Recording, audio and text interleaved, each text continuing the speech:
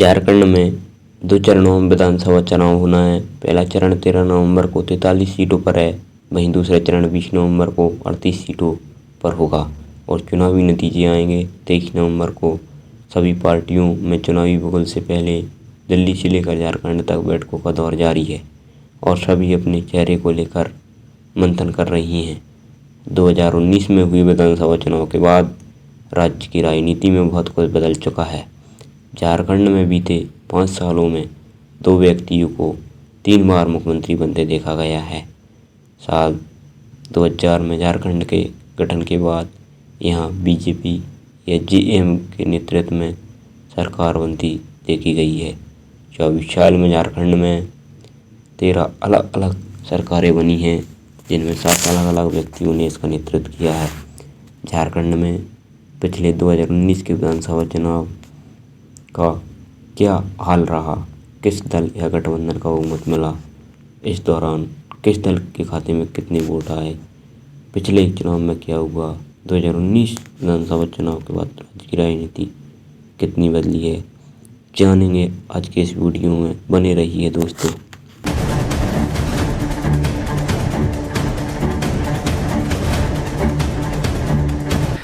लंबे समय तक बिहार का हिस्सा रहने के बाद 15 नवंबर 2000 को बिहार से अलग होकर झारखंड 28वां राज्य बना। अटल बिहारी वाजपेयी के कार्यकाल के दौरान संसद में बिहार पुनर्गठन अधिनियम पारित किया गया और झारखंड का गठन किया गया। शुरुआत में बिहार में हुए विधानसभा चुनाव के आधार पर पहली विधानसभा के गठन का आधार बना। चुनाव के आधार पर बीजेपी ने सहयोगी दलों के साथ मिलकर सरकार बनाई। साथ ही 15 नवंबर 2000 को बाबूलाल मरांडी ने राज्य के पहले मुख्यमंत्री की शपथ ली। पहले विधानसभा चुनाव में राज्य में क्या हुआ था? 81 सदस्यीय झारखंड विधानसभा में पहली बार चुनाव 5 नवंबर 2005 को हुए। वहीं बीजेपी अपने सहयोगी दलों के साथ मिलकर बहुमत के जादुई आंकड़ों को छूने में नाकाम रही और वहीं बीजेपी 23% वोट के साथ 30 सीट, जेएम 17 सीटों और एनआईसी 9, आरजेडी 7, जेडीयू 6 सीट के साथ इस चुनाव का परिणाम रहा और अदर को 9 सीटों मिली।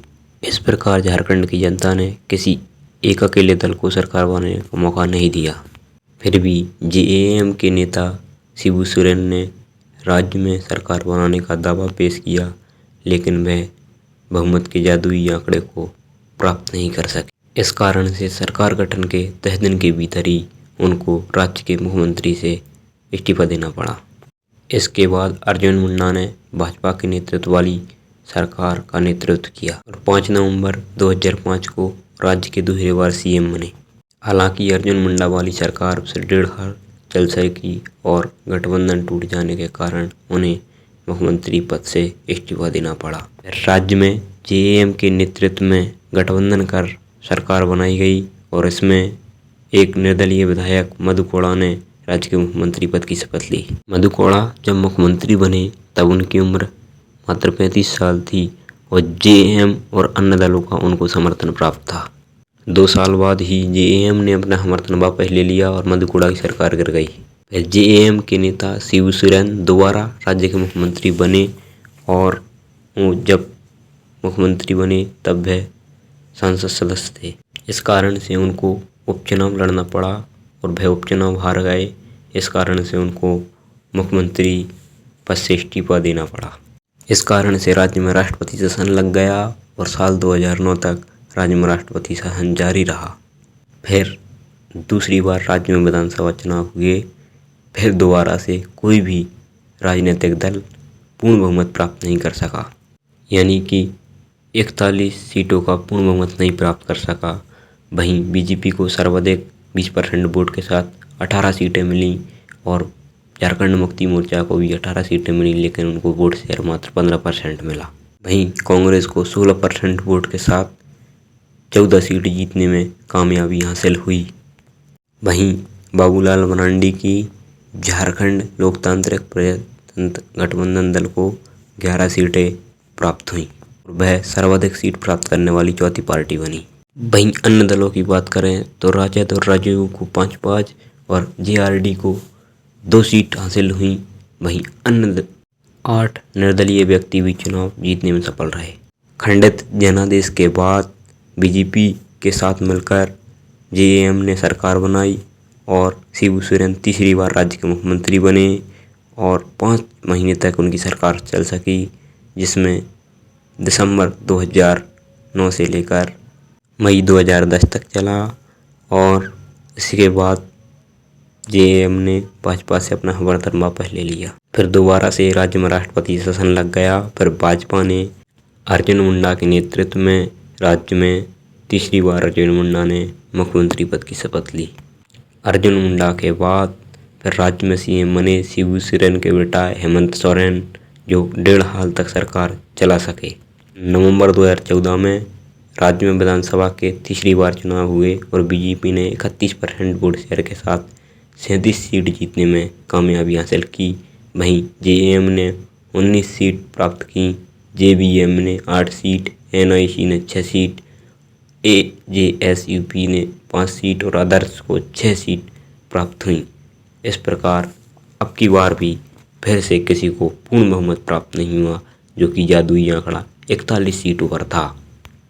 भाजपा के वरिष्ठ नेता रघुवर दास ने बतौर सीएम शपथ ली। इस प्रकार झारखंड के इतिहास में पहली बार किसी सरकार ने 5 साल का कार्यकाल पूरा किया था। पिछली बार 2019 के विधानसभा चुनाव 5 चरणों में कराए गए, जिनमें से 23 नवंबर से 20 दिसंबर तक 5 चरणों में चुनाव हुए और 23 नवंबर को रिजल्ट आए और इसमें बीजेपी को झटका लगा और वह जादुई आंकड़े को नहीं छू सके। वहीं जेएम को सर्वाधिक 30 सीटें प्राप्त हुई, जिनको 18% वोट शेयर मिला। वहीं बीजेपी को 25 सीट प्राप्त हुई और इस प्रकार हार के बाद बीजेपी सीएम रहे। रघुवर दास ने अपने सीएम पद से इस्तीफा दिया और महागठबंधन के नेतृत्व में जेएम ने सरकार बनाई, जिसमें हेमंत सोरेन ने सीएम पद की शपथ ली, जिसमें कांग्रेस, राजद और अन्य दलों का उनको समर्थन प्राप्त हुआ।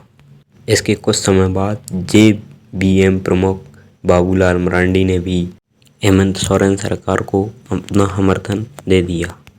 इस प्रकार हेमंत सोरेन विधायक दल के नेता चुने गए और वह मुख्यमंत्री पद की शपथ भी ली।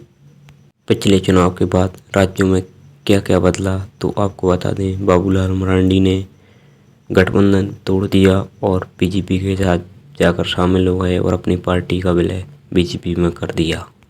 वहीं हेमंत सोरेन का दूसरा कार्यकाल चुनौतियों से भरा रहा।